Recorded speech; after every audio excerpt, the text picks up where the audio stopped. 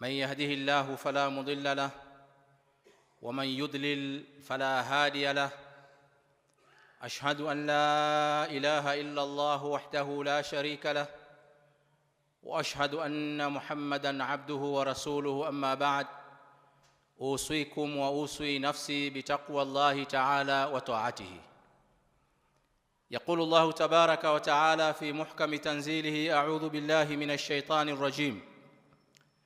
الذين آمنوا وتطمئن قلوبهم بذكر الله ألا بذكر الله تطمئن القلوب. Baada ya kumhimidi Allah subhanahu wa ta'ala na kumtakia rehma na amani kiongozi wetu, mwalimu wetu, kipenzi wetu Bwana Mtume Muhammadin sallallahu alayhi wasallam, na wahusieni pamoja na kuhusia nafsi yangu kumcha Allah subhanahu wa ta'ala na kumtii. Ndugu zangu Waislamu, maudhui ya hotuba yetu itakuwa ni kuhuisha imani zetu, kwa sababu katika vitu vya thamani ambavyo mimi na wewe tunavimiliki ni imani. Sisi bila imani si lolote, si chochote. Kwa hiyo jinsi gani ambavyo tunaweza tukazihifadhi, tukazilinda, tukazikuhuisha imani zetu, hii ndio maudhui ya hotuba yetu ya leo. Ndugu zangu Waislamu, kila mmoja wetu humu ndani ajiulize na ajijibu yeye mwenyewe kwa ukweli kabisa. Je, unapofanya ibada unahisi ladha ya ile ibada unayoifanya? Unahisi raha? Unahisi kuna mabadiliko yoyote katika ibada unayoifanya? Hili ni swali muhimu sana ambalo ukilijibu kwa ukweli litakusaidia kuweza kulinda imani yako, kuihifadhi na kuikuza. Je, unaposwali, unapomaliza kuswali unakuwa tofauti na ulivyoanza kuswali au uko vile vile? Je, unahisi kuna kitu chochote katika nafsi yako kimebadilika? Je, unahisi ladha yoyote unapokuwa umefunga swala, umesimama mbele ya Allah subhanahu wa ta'ala? Kuna kitu chochote unakihisi ndani ya nafsi yako? Je, unapofunga mwezi wa Ramadhani au unafunga sunna, unahisi kitu chochote ndani ya nafsi yako? Je, unapochukua Qur'an ukaisoma, akili zako zinakuwa ziko ndani ya Qur'an au zinakwenda sehemu nyingine? Unahisi nini? Au unahisi muda unakwenda tu? Haya maswali, ndugu zangu Waislamu, ni muhimu sana, kwa sababu hakuna mwenye majawabu ya maswali hayo isipokuwa ni wewe mwenyewe. Na ili uweze kuelewa geji ya imani yako iko wapi, ni lazima ujijibu kwa ukweli kabisa kwamba je, unahisi ladha yoyote katika ibada unayoifanya? Kama huhisi, ndugu yangu Muislamu, basi mimi na wewe hotuba hii inatuhusu. Sengine umesimama na mtu unaswali naye, lakini unahisi kwamba labda Qur'ani inasomwa, unahisi analia, lakini wewe hujui kwa nini huyu bwana analia. Yani unashangaa, yani aya ni zile zile, imamu ni yule yule, lakini mwenzako machozi yanamtoka, wewe wala huhisi kitu chochote. Ushawahi kujiuliza? Sengine mtu mwingine anasikiliza Qur'an tu, machozi yanamtoka kwa kusikiliza Qur'an au kwa kusoma, lakini wewe unaisikiliza, unaisoma, huoni chochote. Umeshawahi kujiuliza? Ni vitu muhimu, ndugu zangu Waislamu, ambavyo vitakusaidia wewe kujiwekea kinga ya kuhifadhi imani yako. Ndugu yangu Muislamu, wallahi kuna mambo mengine yanatokea unahisi kabisa sio mambo yametokea katika zama za maswahaba, katika zama tulizonazo. Bwana mmoja ni mtu wa kawaida kabisa, mtu wa kawaida, mtumishi, na ile limetokea mwaka jana kama sikosea au mwaka juzi. Ametuita anakwenda kutukabidhi ardhi ya wakfu, ploti 2 Dodoma, katika eneo ambalo wanaita ni prime area. Wamemfuata watu wa vituo vya mafuta, wamemfuata watu kujenga sijui nini apartments. Ametuita anatukabidhi documents zile. Wakati anatukabidhi akaanza kulia, yani hata sisi tulikuwa tumeshangaa pembeni, tulikuja pale tumeshangaa. ambia shekhe, hawina alik, taratibu. Asa naomba radhi sana mashekhe, msione hivi nalia kwa sababu leo natoa mzigo mzito sana katika kifua changu. Hii ndiyo mali ninayoipenda katika mali zangu. Katika utumishi wangu wote nimefanikiwa kupata hizi plot 2. Lakini nataka nitoe kwa ajili ya Mwenyezi Mungu na thawabu zake ziende kwa wazazi wangu waliotangulia mbele ya haki, ambao wamenisomesha na leo niko katika hali kama hii. Mimi sio tajiri sana, lakini nafsi yangu ilikuwa inapambana na mimi, kwa maana hapa wafanya biashara, wekeza, utatoa baadaye, ngoja kidogo. Leo nawakabidhi, nahisi raha, nahisi mzigo umenitoka. Hiyo ndio ladha ya imani, na hiyo ndio ladha ya ibada ambayo tunaizungumzia hapa. Sasa ni wangapi tunahisi hivyo? Sasa unamshangaa mtu anapotoa mpaka unashangaa kwa nini anatoa hivi? Shetani anakuingia, anatoa hivi sasa anataka kujionyesha. Wewe hujui ladha anayoipata, hujui ana mahusiano gani na Mwenyezi Mungu. Kwa hiyo ladha ya ibada, ndugu zangu, ni dalili, ni jambo ambalo litakuonyesha wewe imani yako iko sawa sawa. Ndugu zangu Waislamu, kama hatuhisi ladha za ibada zetu, basi tunakabiliwa na moja kati ya mawili au yote mawili kwa pamoja. La kwanza, kuna shida katika ibada tunazozifanya. Ibada zetu zina kasoro.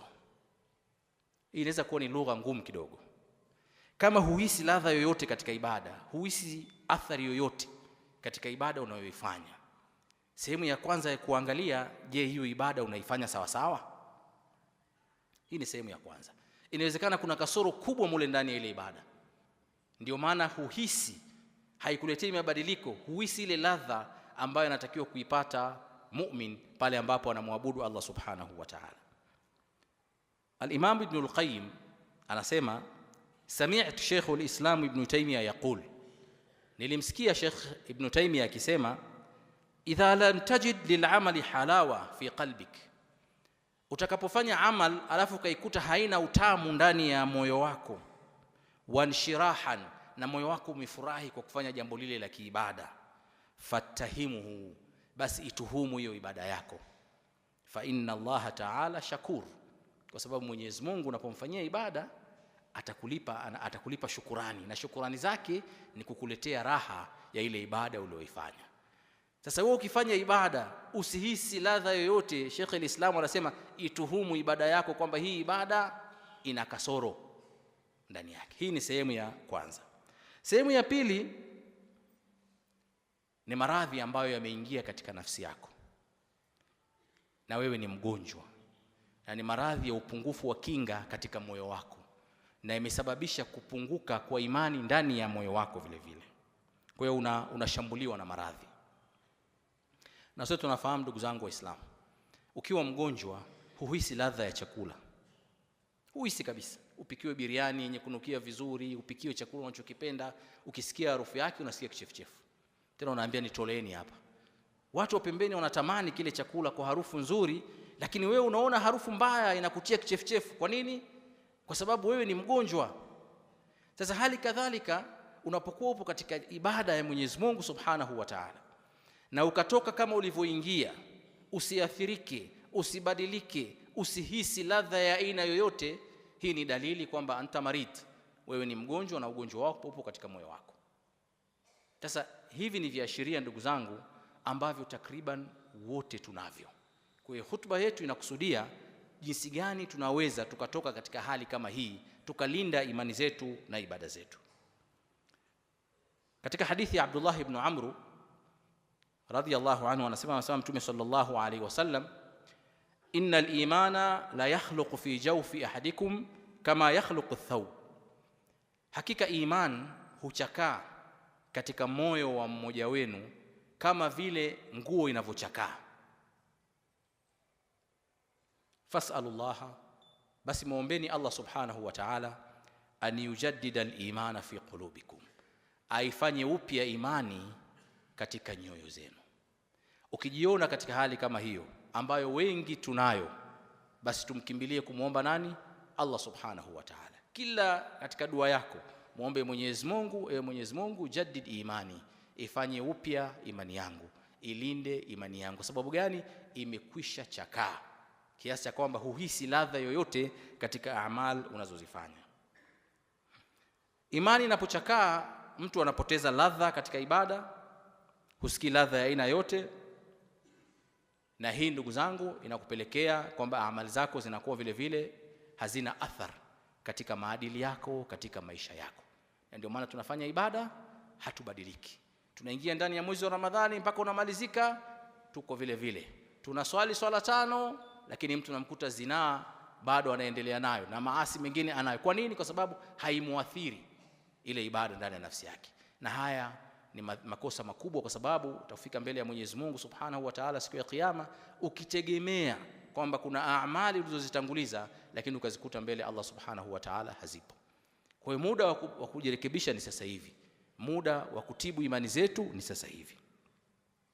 Mambo yafuatayo ndio yanayosababisha ugonjwa huo wa kutohisi ladha katika ibada. Ya kwanza, kutomtambua Allah Subhanahu wa Ta'ala, ukweli wa kumtambua. Sisi wote ni waumini, tumeshahadia, tunamuelewa Allah Subhanahu wa Ta'ala. Tukiswali tunasema Allahu Akbar. Lakini unapokuwa unafanya ibada ya swala, ibada ya funga, unamuhudhurisha Mwenyezi Mungu Subhanahu wa Ta'ala kwa sifa zake, ukamuhudhurisha Mwenyezi Mungu kwamba wewe umesimama mbele ya Allah Subhanahu wa Ta'ala, na ukaleta sifa za Mwenyezi Mungu unazozifahamu kwamba nimesimama mbele ya mfalme wa wafalme, unahudhurisha.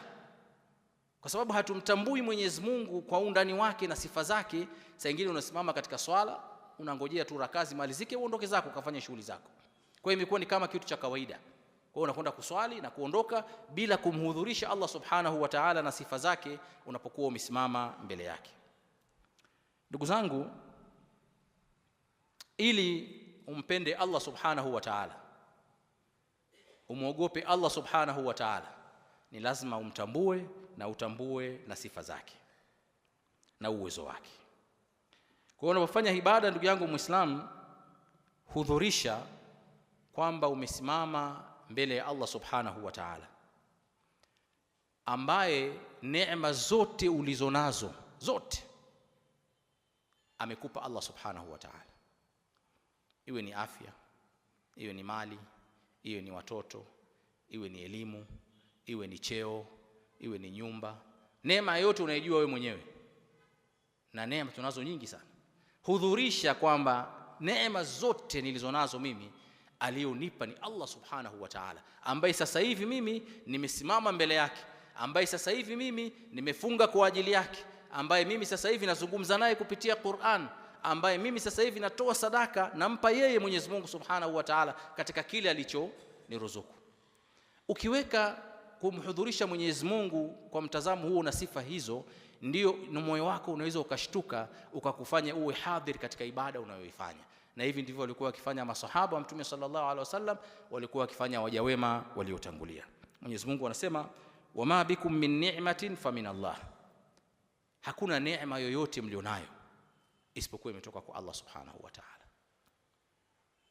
Sisi hapa duniani katika maisha yetu, ndugu zangu, wallahi mtu akikufanyia fadhila ndogo tu umsahau. Hata ukimwona anakuja kule mbele utamsimamia, sio kwa jambo lingine. Yule bwana siwezi kumsahau katika maisha yangu, aliniokoa katika sehemu nilikuwa na dhiki, nilikuwa na shida, amekufanyia kitu kimoja tu. Lakini Allah Subhanahu wa Ta'ala, ambaye hakuna neema ulionayo isipokuwa Mwenyezi Mungu amekupa, leo unaposimama mbele yake, unaposoma Qur'ani, unapofunga, unapotoa sadaka, humhudhurishi kabisa kwamba unamfanyia Allah Subhanahu wa Ta'ala, bali unahudhurisha watu wengine. Hapa ndipo ambapo tunapoteza ladha ya ibada zetu tunazozifanya, na hii inapelekea imani zetu kuwa zinapungua. Mwenyezi Mungu anasema, wa in ta'uddu ni'matallahi la tuhsuha, mkitaka kuzihesabu neema za Mwenyezi Mungu hamwezi kuzihesabu. Inna Allaha la ghafurun rahim, kwa ajili hiyo Mwenyezi Mungu ni mwingi wa maghfira na wasameheni, na ni mwingi wa huruma vile vile. Ndugu yangu Muislamu, ukifanya ibada hudhurisha kwamba wewe si chochote si lolote, yani bila Allah Subhanahu wa Ta'ala wewe ni sifri. Hudhurisha hivyo, hudhurisha nafsi yako kwamba wewe ni fakiri na ni maskini, umesimama mbele ya tajiri wa matajiri ambaye ni Allah Subhanahu wa Ta'ala, mfalme wa wafalme. Kama ambavyo leo ungeitwa wewe fulani ibn fulani ukasimame mbele ya rais wa Jamhuri ya Muungano wa Tanzania, alafu anakuambia simama pale, sema shida zako. Kwanza hata shida zenyewe zitapotea kichwani, utakumbuka hata una shida gani, uanzie wapi, ukumbuki. Kwa kufanya nini? Kwa ile hirsi uliokuwa nayo, pupa uliokuwa nayo, binadamu mwenzako. Lakini leo unasimama mbele ya Allah subhanahu wa ta'ala, ambaye amekwambia niko karibu yako na kusikia. Subhanallah, unasimama na fikra zako na mawazo yako yako kwenye mechi mpira, yapo kwenye biashara, yapo kwenye mambo mengine, umesahau kabisa umesimama mbele ya nani? Islam ni makosa yababisha tukose ladha katika ibada, lakini vile vile tukose fadhila za kupata mema katika hayo ambayo tunayafanya. Ndugu zangu Waislamu, Bi Aisha radhiallahu anha, masahaba walimshangaa alipokuwa anajiwa na maskini. Anaingia ndani, anachukua zile dananir, fedha zile coin, kabla hajawapa anazipakaa miski, yani anazipakaa manukato yenye kunukia sana, halafu ndio anawakabidhi. Wakamuuliza, ya Aisha, inatosha tu kuwapa mpaka manukato, mpaka miski ya nini? Aisha akasema, mimi simpi huyu maskini, mimi nampa Allah subhanahu wa ta'ala. Mimi simuoni mbele yangu maskini, mimi namuona aliyoamrisha nimpe huyu maskini ambaye ni Allah subhanahu wa ta'ala, na uona mkono wa Mwenyezi Mungu ndio unaopokea. Subhanallah, ukiwa na hisia hizi ndugu yangu Muislamu, utahisi ladha unapotoa, utahisi ladha unapofanya ibada ya kutoa. Na Aisha aliyapata haya maneno katika maneno ya Allah subhanahu wa ta'ala. Mwenyezi Mungu anasema, alam ya'lamu anna Allaha huwa yaqbalu taubata an ibadi, je, hawajui kwamba Mwenyezi Mungu ndio anakubali toba kutoka kwa waja wake? Wa ya'khudhu sadaqat, na Mwenyezi Mungu ndio anayechukua sadaka. Hawaelewi. Aisha alivyoisoma hii aya akajua anayechukua sadaka ni Mwenyezi Mungu. Huyu ni sababu tu ya mimi kufika kwa Allah subhanahu wa ta'ala. Kwa hiyo anaipaka manukato kwa sababu anahisi anampa Allah subhanahu wa ta'ala. Ndio kama yule mtu aliyokuwa anatoa ardhi, analia kwa sababu anajua hatupi sisi, anampa Mwenyezi Mungu kilichokuwa bora, ambacho kitakuwa ni sababu ya kughufuriwa madhambi ya wazazi wake waliotangulia mbele ya haki. Hizi ndio hisia ambazo tunatakiwa tuwe nazo ndugu zangu Waislamu katika ibada tunazozifanya. Ndugu yangu Muislamu, ukiwa unafanya ibada, hudhurisha kwamba uko mbele ya Mwenyezi Mungu, anajua siri zako zote, lakini amekustiri. Anajua siri zote, amekustiri. Wallahi, lao tukimwambia mmoja wetu leo hapa tunamwekea milioni 20 cash, lakini tuweke pale screen ya TV akae yeye na familia yake, tuonyeshe maisha yake yote, yaonyeshwe kuanzia alivyobaligh mpaka sasa hivi, atasema hiyo hela kaa nayo mwenyewe. Uonyeshe siri zangu shekhi, madudu ndio yafanya mimi haya madudu si unayo wewe? Mwenyezi Mungu hayafahamu madudu uliyofanya? Anaelewa each and everything, anakujua ndani nje. Utawadanganya wenzako tu, lakini unaposimama kuswali ukahudhurisha kwamba mimi niko mbele ya sitir, mwenye kunistiri, anayeweza kunifedhehesha, anaweza kunifanya mimi nikawa kichekesho, ni huyu Mwenyezi Mungu, niko mbele yake, wallahi surati al-Fatiha itakutoka ndani ya moyo wako. Utapokwenda kusujudu utatamani usiondoke, utatamani usiondoke kwenye sijida kumshukuru Mwenyezi Mungu ambaye amekustiri aibu zako. Sasa hudhurisha maana hiyo. Mwenyezi Mungu Subhanahu wa Ta'ala anajisifu, anasema ya'lamu kha'inatul a'yuni wa ma tukhfi as-sudur. Mwenyezi Mungu anaelewa mpaka khiana ya jicho. Unavomwangalia mwenzako, unamwangalia vizuri kwa khiana, unamwangalia vibaya. Mwenyezi Mungu anajua, na yale yaliyofichwa katika vifua. Hakuna siri mbele ya Allah Subhanahu wa Ta'ala. Sisi wote ndugu zangu hapa ni fedheha. Kinachotufanya tuonekane watu wazuri, tunasifika, unaheshimika, ni stara ya Mwenyezi Mungu peke yake. Bila stara ya Mwenyezi Mungu wote tuko uchi. Sasa unapofanya ibada yoyote ile, iwe basi ni sehemu ya shukrani ya sitara ya Mwenyezi Mungu aliyokupa, aliyokufanyia wewe, ukakumbuka maasi yako na jinsi Mwenyezi Mungu alivyokustiri, na ukaendelea kwa Mwenyezi Mungu, ya Rabbi stur, ya Rabbi stur, Mwenyezi Mungu endelea kunistiri, Mwenyezi Mungu endelea kunistiri wakati unafanya ibada mbalimbali. Ndugu zangu Waislamu, hudhurisha huruma ya Allah subhanahu wa ta'ala unapokuwa unafanya ibada, kwamba Mwenyezi Mungu ana huruma na wewe zaidi ya mama anapomuonea huruma mtoto wake. Kwa hiyo unapokuwa katika sijida, unapokuwa unafanya ibada ya aina yote, mlilie Mwenyezi Mungu yale yote unayohitaji, shida zako ulizonazo zote, makosa yako yote uliyofanya, mlilie Allah subhanahu wa ta'ala. Pale utakuwa unahisi kutoka katika kuswali, unahisi kuna kitu kizito kimetoka katika mwili wako, unahisi grafu ya imani yako au charge ya imani yako imepanda, energy imepanda katika moyo wako. Kwa sababu gani? Umetoka kuonana na Allah subhanahu wa ta'ala na umezungumza naye na umemshtakia shida zako. Jambo la pili ambalo ndugu zangu linachuja imani zetu na kuzifanya zichakae ni maasi, ni kufanya maasi. Imam Ibn al-Qayyim anasema famimma yanbaghi an ya'lam anna adh-dhunuba wal ma'asi, inapaswa ifahamike kwamba maasi na dhambi tadurru wala bud, ina madhara makubwa. Wa anna dararaha fil qalb kadarari as-sumum fil abdan, na kwamba maasi madhara yake katika moyo ni kama sumu inapoingia katika mwili. Kwa hiyo maasi haya tunayoyafanya yanasababisha nyoyo zetu zinakuwa ngumu, yanasababisha tusione ladha ya ibada tunazozifanya kwa mtu kufanya maasi. Na madhambi ambayo yanatuangamiza wengi sana ni madhambi ya siri. Katika madhambi yanayochukiza sana kwa Allah subhanahu wa ta'ala ni dhunubul khalawati, wanaita madhambi ya siri. Hatusemi kwamba madhambi ya dhahiri ni mazuri, la hasha, lakini madhambi ya siri yanamuudhi zaidi Allah subhanahu wa ta'ala na yanaharibu zaidi moyo, na yanafanya moyo wako unakuwa ni mgumu zaidi na hauwezi kuathirika na kitu chochote kwa wewe kujizoesha kufanya madhambi ya siri. Hadithi ya Thauban radhiyallahu anhu anasema, amesema Mtume sallallahu alaihi wasallam, la a'lamanna aqwaman min ummati, na wafahamu watu katika umma wangu, yaatuna yawma alqiyama, watakuja siku ya kiyama, bihasanatin amthali jibali tuhama bayda, na mema mingi wameyafanya sawa sawa na mlima, fayaj'alhu Allahu azza wa jalla haba'an manthura, Mwenyezi Mungu atayachukua yale mema yote walioyafanya, yatakuwa ni vumbi, atayageuza yatakuwa ni vumbi, manake hawajafanya kitu, zero yote walioyafanya, ambaye matendo ni sawa sawa na milima. Thawbani akashtuka akasema, ya Rasulullah, sifhum lana jilhum lana alla nakuna minhum, Mtume wa Mwenyezi Mungu tuelezee hawa watu na sifa zao na jinsi walivyo, tusije tukawa sisi miongoni mwao, tuwajue ni watu wa aina gani.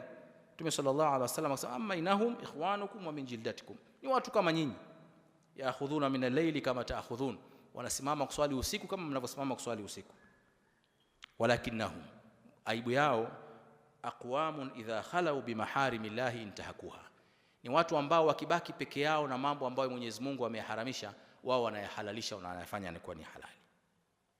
Subhanallah. Yani wewe mbele za watu mcha Mungu, muumini mzuri, lakini ukibaki peke yako, ukienda sehemu ambayo hakuna mtu anakuona, yote ambayo yameharamishwa na Mwenyezi Mungu subhanahu wa ta'ala, kwako wewe ni halali. Sasa ndugu zangu, unaweza kuona hili ni dhambi dogo, kwamba mimi nimekaa chumbani kwangu na simu yangu ya mkononi, nazungumza labda sijui na mwanamke au naangalia picha za ajabu ajabu, hakuna anayeniona, lakini kumbuka anayekuona ni Allah subhanahu wa ta'ala, na unamuonyesha dharau ya wazi wazi, kama vile unamwambia Mwenyezi Mungu, mimi Mwenyezi Mungu na waogopa watu hawa, na waogopa sana, wasijue siri zangu, wasijue naangalia nini, lakini wewe utanifanya nini yani? Sawa najua unaniona, najua unaangalia nini, unanifahamu, najua unachokifanya unakielewa, lakini ni dharau kubwa sana kwa Allah subhanahu wa ta'ala. Na ndio maana waliosherehesha hadithi wakasema, mbona makaripio ni makali sana? Ukali wa makaripio umekuja ni kwa sababu ya kuteremsha nafasi ya Mwenyezi Mungu subhanahu wa ta'ala katika maisha yako. Kwa mimi nikiwa peke yangu, alivyoharamisha Mwenyezi Mungu ni halali, nikiwa mbele ya watu alivyoharamisha Mwenyezi Mungu ni haramu na mimi navizungumzia. Na hii ndugu zangu ni madhambi ambayo yamekithiri, yameenea katika mujtama, yanatugusa wote. Lakini madhambi haya ndio yanayosababisha nyoyo zetu zinakuwa ngumu na saa nyingine tusihisi athari yoyote mbele ya Allah subhanahu wa ta'ala. Sasa ili tuweze kupambana na gonjwa hili la madhambi ya siri, tunafundishwa na Mtume sallallahu alaihi wasallam tukithirishe kufanya ibada za siri. Kithirisha kufanya ibada za siri. Amka usiku, usiamshe mtu yote, fanya ibada zako, alafu njoo muamshe mke wako baadaye, hata yeye asijue kama uliamka, wewe na Allah subhanahu wa ta'ala. Funga, mtu yote asijue. Saa nyingine hata mke wako nyumbani asijue, hata futari asikupikie, kwani ukikosa futari utakufa shekhi.